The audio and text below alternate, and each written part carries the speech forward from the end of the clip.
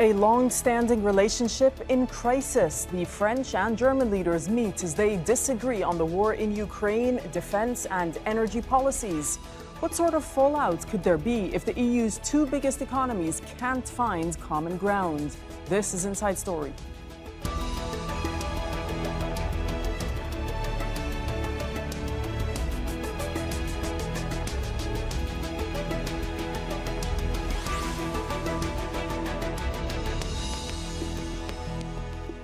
Hello and welcome to the program. I'm Dareen Abughaida. The relationship between Germany and France is often described as the motor that drives the European Union.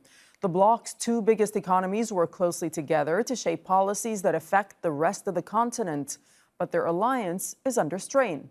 Germany's chancellor and France's president have held talks to resolve their differences. They've clashed on European positions on energy, defense, and the war in Ukraine. A yearly meeting between French and German ministers was postponed at the last minute. And other EU members, including Poland and Latvia, have accused Berlin of not acting in the bloc's common interest.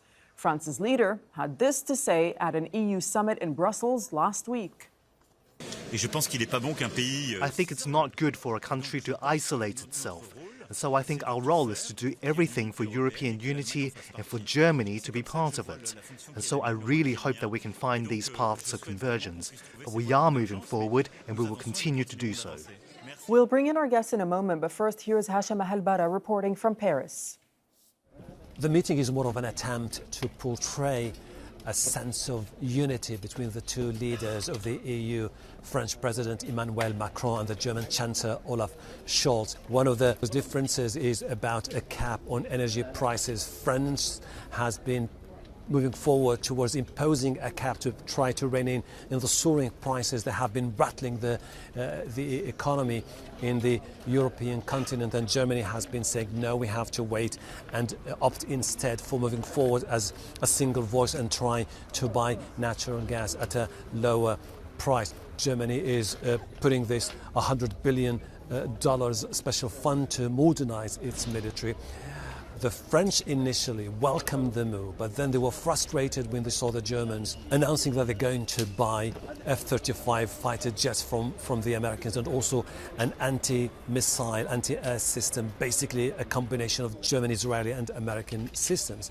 Now the German Chancellor is going to travel to China to meet with the Chinese Premier next month. The French were hoping to be able to be part of that trip to tell the Chinese that while they are willing to do business with them, that they have to understand that the EU is pretty much concerned about what it describes as a growing political and economic influence of China globally. The Germans decided ultimately to go on their own because they said that they have a wide range of issues to do and tackle with the Chinese. This was seen as somehow an act of betrayal by the Germans, and this explains why the French remain pretty much concerned. They say that this is the moment when the Germans, the French, should come together, send a strong signal to the international community that while there is a war in the continent, there is inflation, there are soaring prices of energy, we're still united, and whatever decision we're going to take in the future, it is going to be basically to maintain the unity among the different countries of the European Union. So as you've been hearing, tension between the two countries has been building for several months now. Let's take a closer look at their biggest sticking points. Firstly, Germany's coalition government is no longer keeping to former Chancellor Angela Merkel's policy on arms exports. It's been slow to provide heavy military equipment to Ukraine. On energy, Germany is against imposing a cap on gas prices that France wants. It also wants Paris to authorize a new pipeline to carry gas and later on green hydrogen from Spain, but France has refused. And some countries say Berlin is being irresponsible by pouring billions of dollars into its own economy. That criticism comes after it offered $200 billion in state aid to German businesses and households to get them through the energy crisis. Let's now bring in our guest. Joining us from Brussels is Pieter Cleppe, who's the editor of BrusselsReport.eu. That's a news website on EU matters. In Magdeburg, Germany, is Eva Heidbreder, professor of multi-level governance in Europe at Otto Von Guericke University of Magdeburg. And in Brussels is Julian Hotz, who's a European policy specialist and member of Renaissance. That's a French governing party. Welcome to you all. Thanks so much for your time with us on Inside Story. Eva, over to you first. Is this a relationship in crisis? I'm not sure if we're really heading for a deep crisis. What we know, or what makes the German-French relationship so important for the EU overall, is that German and French positions are often quite far apart. But if Germany and France manages to resolve their problems, it is usually deals that many other EU member states can also stand behind because they come from different ends. Now, what is different maybe this time?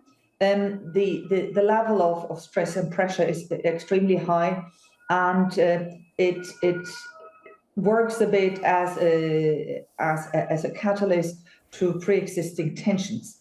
And you already mentioned defense issues, how to invest in what in defense, and also the internal treatment of energy, the internal energy markets and internal energy policies have fundamental differences, and those two differences are really emphasized by the crisis at the moment.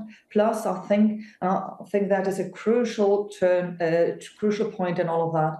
There are fundamental differences between Berlin and Paris, but long-standing differences on how to manage EU fiscal policy and how to finance things.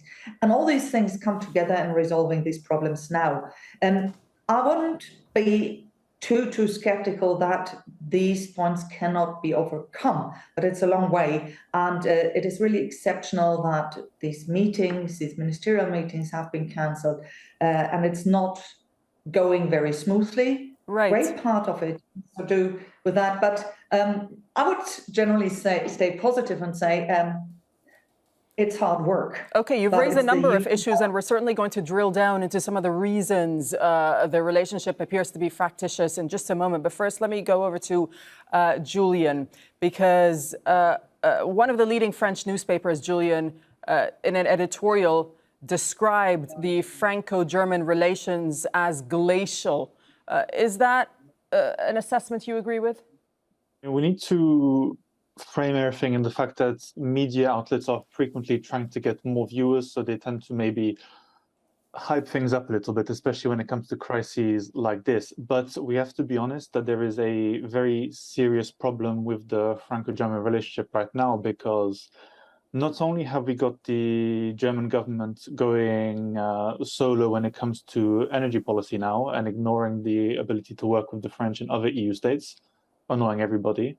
Not only do we have the German government now pushing for China to purchase key infrastructure in the dock of Hamburg, and not only do we have the snub from the meeting last week, the summit, which is very important and happens every year, but recently we've had a string of events where the German government, most likely due to internal wrangling and trying to solidify some position at home, has been snubbing the French government in several ways. Last month, there was a supposed meeting between Elisabeth Born, the Prime Minister, and Olaf Scholz, which was first cancelled, then a video conference was cancelled afterwards because Scholz was too sick to attend. And then a few hours after this, the Olaf Scholz appeared in a video at the press conference, whether that was done at the time or not, where he announced this 200 billion euro energy relief package that he had discussed with absolutely nobody. So there seems to be a lot of freewheeling, irresponsibly in many ways, by the German government, which is rubbing Paris the wrong way. And this is a problem at a time of geopolitical crisis, when we have crises in Ukraine, Iran, Afghanistan, and many other places where we need this solidarity. Okay, let's bring in Pieter. Give us your thoughts on why this could be happening now and whether you agree with what Julian had to say, describing German behavior as, quote, irresponsible. Well, I do think that we see indeed a change, and the explanation is relatively simple. It is that Germany is becoming a normal country it does no longer feel the need to make certain concessions because of its World War II guilt, basically, to the extent that it used to make these concessions. However, that said, I think if you look at what both sides are annoyed about, the solution is not necessarily so complicated. To sum up, I think the solution is to try to remain within the spirit of European cooperation.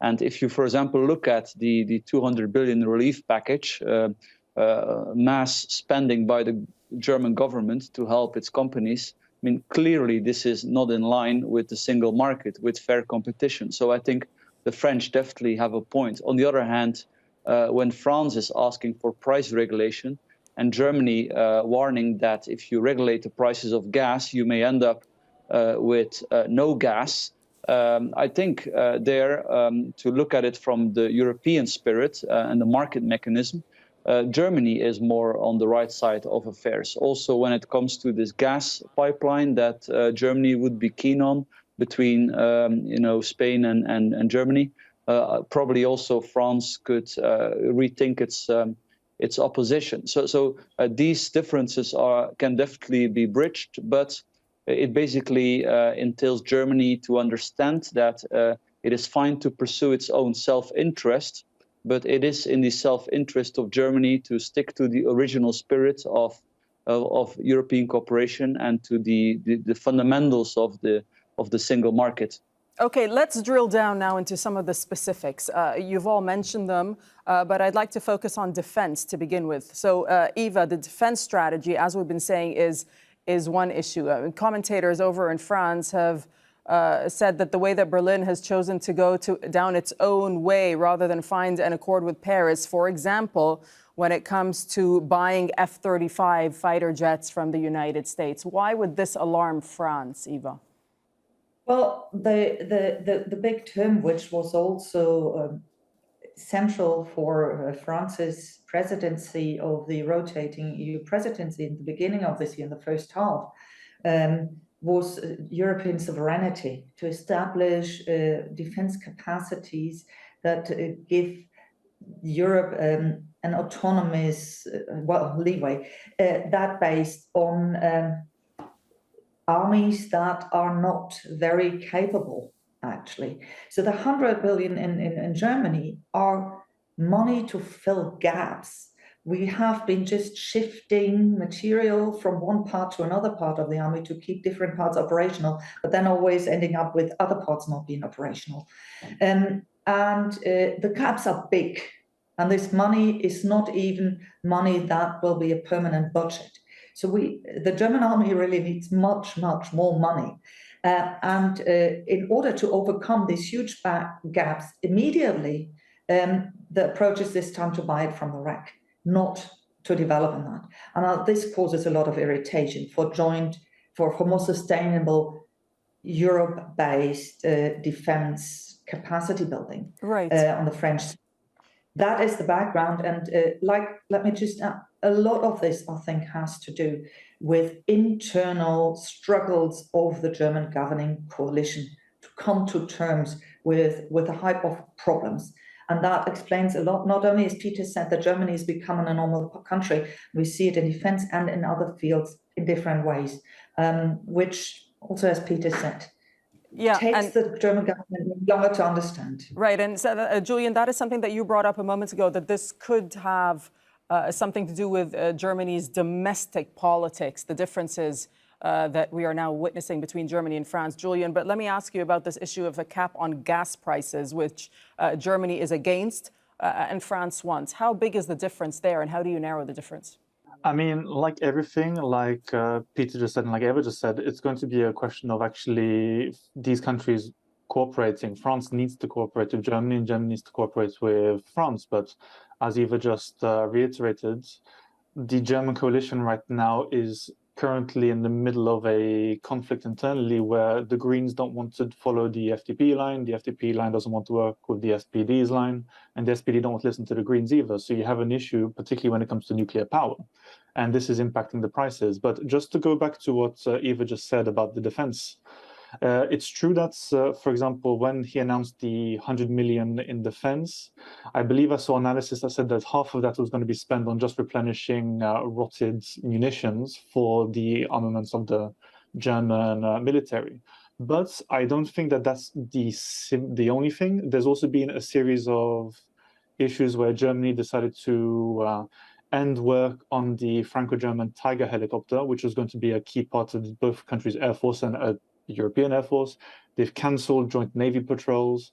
And by signing the air defense shield with, I think it was 13 NATO states, and Yeah, it not was including 13. France. That's right. NATO members, yeah. Yes, this is a problem because normally, and it's strange because normally we see France being accused of going rogue and doing things without its German partner, but now we're seeing the German state is, for whatever reason, trying to move away from the Franco-German engine, which is neither good or bad if it's done in the right way and it includes everybody, but it's a problem for the Franco-German relationship. Okay, and on the issue of the energy crisis, of course, largely as a result of the Ukraine war, Peter, Germany's decision to offer $200 billion in state aid to businesses and households to get them through that energy crisis, this was seen as a betrayal by France.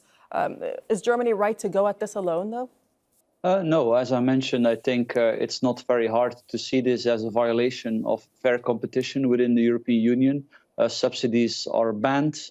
And, if you're talking about such a massive support program, it's hard to argue that this is merely supporting businesses in a reasonable manner. This goes way beyond. Certainly, when you have the same government that still has not decided to keep its nuclear power stations open. I mean, if you're in the middle of the energy crisis, it's just surprising to see that anybody could still argue in favor of shutting down perfectly functional nuclear plants. And you can say of France what you want, and the French government has not always pursued perfect policies. But when it comes to energy, when it comes to geostrategy, to defense, France has always been a very responsible government. And I think Germany on those areas should probably learn from France. It can, of course, make its own decisions, but like the decision to now sell off part of the port of Hamburg to a conglomerate that is controlled by the Chinese Communist Party. This is also very puzzling, especially if you look at the situation that Germany is in after it had made itself way too dependent of Russian gas, not only because it's shutting down nuclear, but also because it has reduced investment in domestic fossil fuels. It's one thing to shut down fossil fuel production. It's another thing to start with shutting down European fossil fuel production. You would expect to first reduce non-European fossil fuels import before you shut down your own fossil fuel production. So I think Germany can really learn a lot from the French government Peter, in those you were mentioning areas. China just a moment ago. I'll just stick with you on this one question, because there is also the issue of China. And the German Chancellor does have a plan to travel to China reportedly alone next month without European partners. How is that being viewed, do you think, not only in France, but in Europe, other countries in Europe?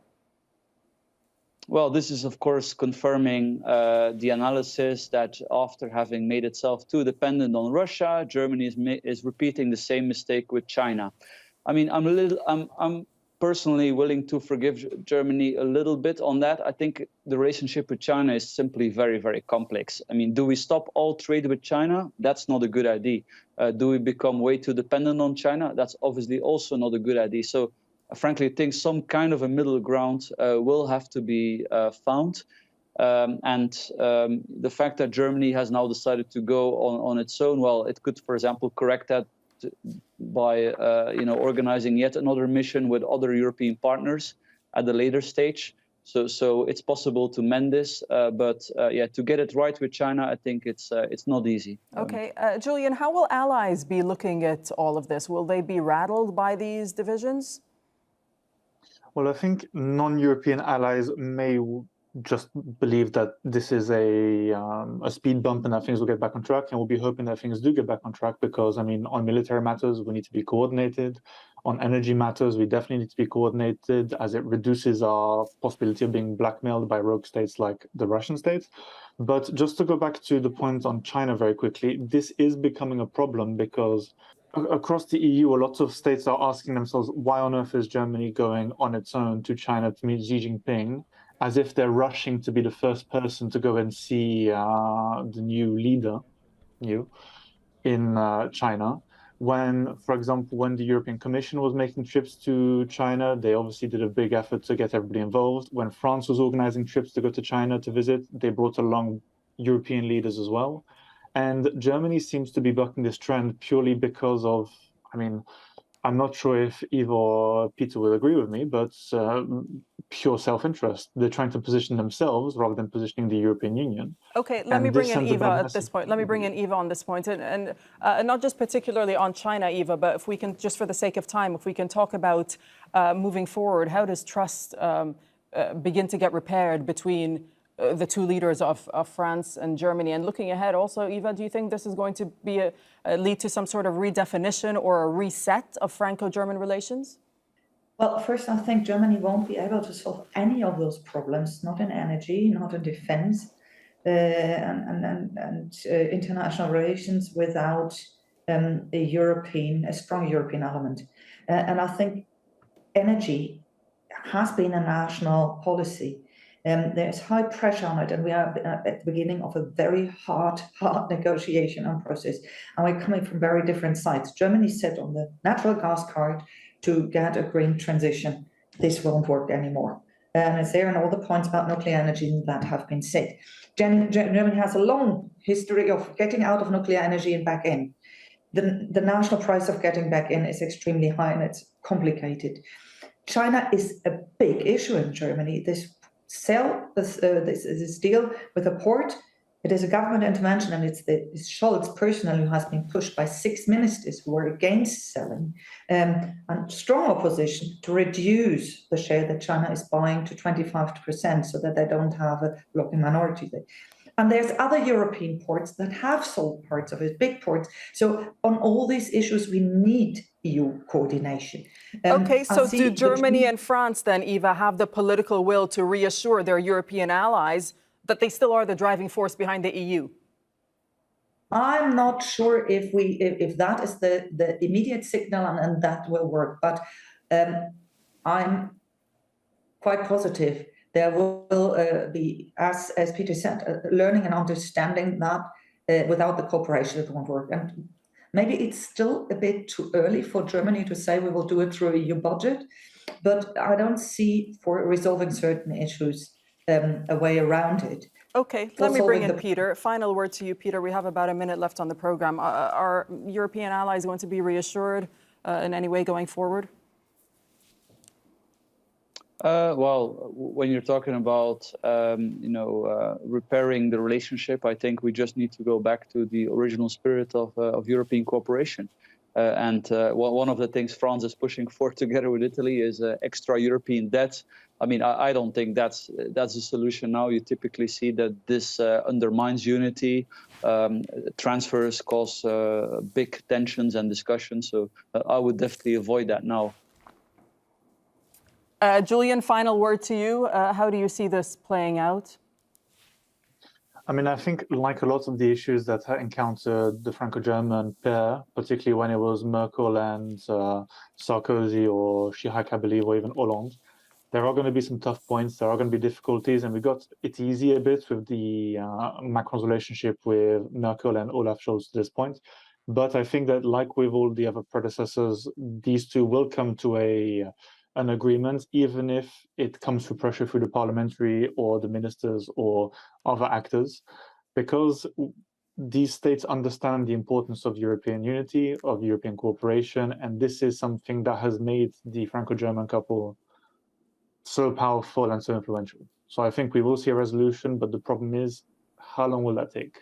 Yeah, that is the big question. Okay, thank you so much. We'll have to leave it there. Thanks for joining us, Pieter Cleppe, Eva Heidbreder, and Julian Hose. We appreciate your time. Thank you for watching. You can see the program again anytime by visiting our website, aljazeera.com. For further discussion, you can go to our Facebook page. That's facebook.com/AJ Inside Story. You can join the conversation on Twitter. Our handle is @AJ Inside Story. From myself and the whole team here in Doha, thanks for watching and bye-bye for now.